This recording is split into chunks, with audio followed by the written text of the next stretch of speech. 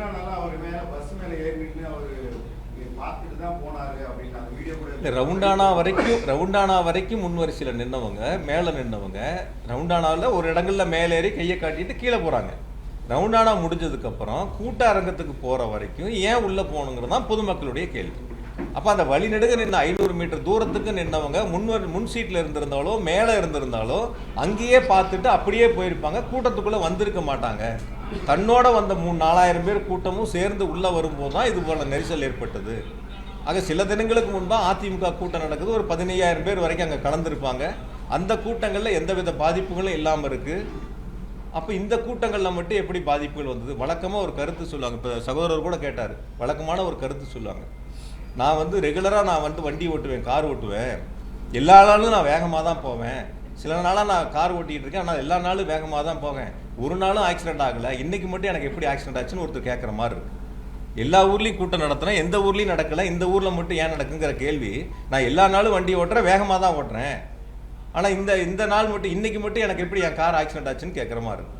எல்லா ஊர்லேயும் எவ்வளோ பேர் மயக்கம் அடைஞ்சாங்க, எவ்வளோ பேர் மருத்துவமனையில் அனுமதிக்கப்பட்டாங்க, விக்கிரவாண்டியில் நடந்தப்போ இறந்தது, மதுரையில் மாநாடு நடந்தப்போ இறந்தது, ஒவ்வொரு ஊர் வரையும் நேற்று தெளிவாக அரசின் சார்பில் விளக்கம் சொன்னாங்க. அது எல்லாரும் உங்களுக்கும் தெரியும்.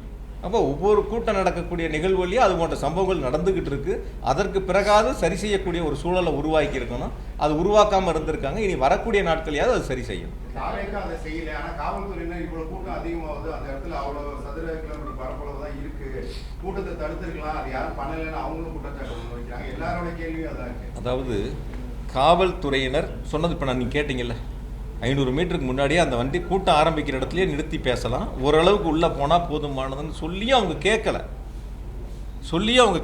நீங்கள் அந்த இடங்கள் வரைக்கும் போகணுங்கிறத உள்ளே போயே தீரணுங்கிறதுல அவங்க உறுதியாக இருக்கும்போது காவல்துறை சொல்லியும் அவங்க கேட்டிருந்தால் இது போன்ற சம்பவங்கள் வந்திருக்காது.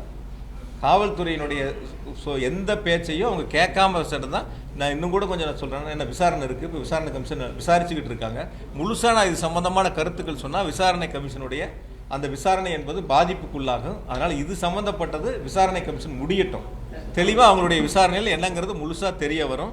அதனால் அது சம்மந்தமான கருத்துக்களை சொல்கிறேன். இன்னும் கூட நேற்று என்கிட்ட பேசும்போது ஒரு பத்திரிகையாளர் நான் இடையில தற்செயலாக சந்திக்கும் போது ஒரு கருத்தை ஒன்று சொன்னாங்க. பேசும்போது உங்கள் பெயரை சொல்லும் போதோ அல்லது உங்களுடைய பற்றி பாட்டு பாடும்போது செருப்பு வீச்சு வந்துச்சுன்னாங்க. அந்த மாதிரி ஒரு பாட்டு பாடும்போது ஒரு செருப்பு வீச்சு வந்துச்சுன்னாங்க. நீங்கள் எல்லாரும் அந்த வீடியோக்களை பார்த்தீங்க. எத்தனை மணிக்கு மொத்தமே மேடையில் நின்று அந்த வாகனத்தில் மேலே நின்று இருந்தது 19 நிமிஷம். அந்த வாகனத்துக்கு மேலே இருந்து அந்த சைடு போடுது.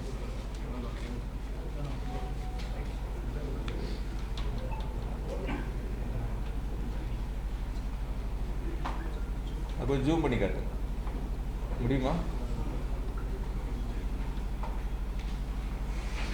அதாவது மேலே வண்டிக்கு போன இதில் 3 நிமிஷம் 5 செகண்ட்ல இருந்து 3:31 வரைக்கும் என்னை பற்றி பேசிட்டு கடைசியாக பேசுகிறேன்னு சொல்லி தேர்தல் வாக்குறுதி சம்பந்தமாக பேச ஆரம்பிக்கிறாங்க. 5:35க்கு கரூர் விமான நிலையத்தை பற்றி திரும்ப பேசுகிறாங்க. பேச ஆரம்பித்த பேச்சிலிருந்து 6 மணிக்கு மயங்கி விழுந்தவங்களுடைய பகுதியிலிருந்து முதல் செருப்பு அந்த செருப்பை வீசுகிறாங்க. இது பேச ஆரம்பித்து 6வது நிமிஷத்தில் அந்த சம்பவம் நடக்குது. 6:40க்கு திரும்ப 2வது ஒரு செருப்பை வீசுகிறாங்க. அதே இடங்களில் அந்த 6 நிமிஷத்தில் 2வது ஒரு சம்பவம் நடக்குது. 7:12க்கு கூட வந்த அந்த அரசியல் கட்சியோட தலைவருடைய உதவியாளர் போய் இந்த மாதிரி நிறையா மயக்கம் போடுறாங்கன்னு பக்கத்தில் போய் கருத்து சொல்கிறாங்க. நீங்கள் எல்லோரும் அதை லைவில் பார்த்தீங்க. அந்த கருத்துக்களை சொல்கிறாங்க. அதுக்கப்புறம் அவங்க ஆம்புலன்ஸை கூப்பிட்றாங்க, ஆம்புலன்ஸ் வருது, ஆம்புலன்ஸில் ஏற்றுறாங்க, கூட்டிகிட்டு போகிறாங்க, எல்லா வேலைகளும் நடக்குது.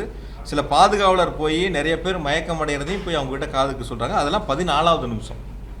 அந்த வண்டி ஏறினதுலேருந்து 14வது நிமிஷத்தில் தான் அதுபோல் ஒரு சம்பவங்கள் நடக்குது. திரும்பவும் என்னை பற்றி பேசுறது மொத்தம் 19 நிமிஷத்தில் 16வது நிமிஷம்தான் என்னை பற்றின பேச்சு திரும்ப வருது. இந்த சம்பவங்கள் நடக்கிறதெல்லாம் முதல்ல 5 நிமிஷத்துலேயே வண்டிக்கு போய் 5வது நிமிடத்திலேயே நடந்துருது. இப்போ எந்த நேரங்களில் எது நடந்துச்சு என்னங்கிறதே தெரியாமல் ஒரு சமூக வலைத்தளத்தில் ஒரு சம்பவம் நடக்குது. அந்த சம்பவத்துக்கு யார் மீதாவது செய்யக்கூடிய தவறுகளை ஒத்துக்கொள்ளாமல் அல்லது செய்யக்கூடிய தவறுகளை சரி செய்ய வேண்டும் என்று முயற்சி எடுக்காமல் இந்த தவறுகளுக்கு அரசின் மீது, தமிழ்நாடு அரசின் மீது இந்த தவறுகளை திருப்பி விட வேண்டும் என்ற நோக்கத்தில் இதுபோன்று சமூக வலைத்தளங்களில் ஒரு சாரார் பரப்பி வருகிறார்கள். பிளே ஸ்டோர் மற்றும் ஆப் ஸ்டோரில் இருந்து பாலிமர் செயலியை QR கோடு மூலம் பதிவிறக்கம் செய்யுங்கள். செய்திகளை உடனுக்குடன் பெறுங்கள்.